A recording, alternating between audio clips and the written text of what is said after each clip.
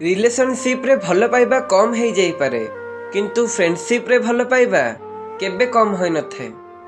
सम्मान बदल रे सम्मान कम दियंतु चलिबो किंतु अपमान बदल रे अपमान शुद्ध मूल सह फेराइबा दरकार। अपमान थरे सही गले अपमान करिबा वालार साहस बढ़ी चले। मनीष बहुत खुशी हेले कांदी पकाए, केबे पुणी दुख को लुचेइबा पई हसु थाए। एइटा ही ता जीवन। गरीब घर को धनी लोकटिए गले गरीब भारी खुशी हुए, किंतु धनी घर को गरीब लोकटी गले धनी लोकटी विरक्ति हुए। जी सबु कथा मानु थाए ताकू दुनिया बक्का कुहे, आउ जी स्वार्थ पई अन्य को मनेई थाए ताकू ए दुनिया चालाक कुहे।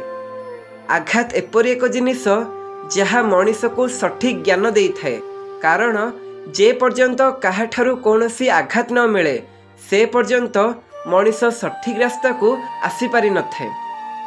भल सांग अन्य जनकर केयर करे, क्लोज फ्रेंड्स अन्य जन को बुझंती। प्रकृत सांग जीए सारा जीवन सुख दुख रे पाखरे थाए। एकुटिया रहिबा ही भल।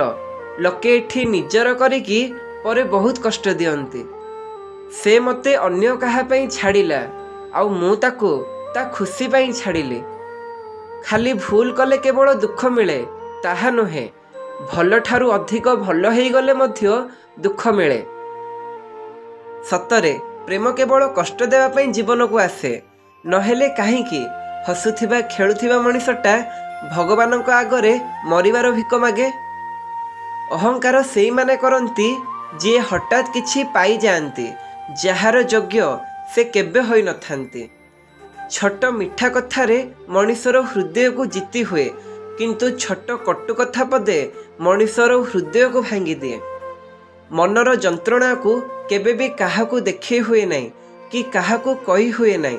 बास मन एतिकी चाहे कि केही जणे एमिति थांता जिए कि आमर मनर नीरवता को बुझी पारंता। खराब लागिले भी सत, पुरुष को धनी हेबा आउ नारी को सुंदरी हेबा बहुत जरूरी अछि। काहेकि ना पुरुष को असुंदर नारी पसंद हुए ना, आउ नारी को गरीब पुओ पसंद नुहे। गोटे मिछ हस आखिर अनेक लुह और हृदयर अनेक कष्ट को लुचाई रखे। एई छटिया जीवन को हस खुशीर सह अतिबाहित करंतु, काहेकि ना एठी केवल बीती जाइथिबा स्मृति फेरिबो, समय नुह। हृदय जेते जंत्रणा हेउना काहेकि जे जंत्रणा दिए से सर्वदा हृदय रे रही थाए। सेई संपर्क को सेइठी त्याग करि दियो जेउठारे समय एवं प्रेम पाए आमको भिक मागिबाकू पड़े। भाग्य आउ प्रेम सबु प्रेमर भाग्य रे सिंदूर न थाए कि सबु प्रेम केबे सत्य होई न थाए।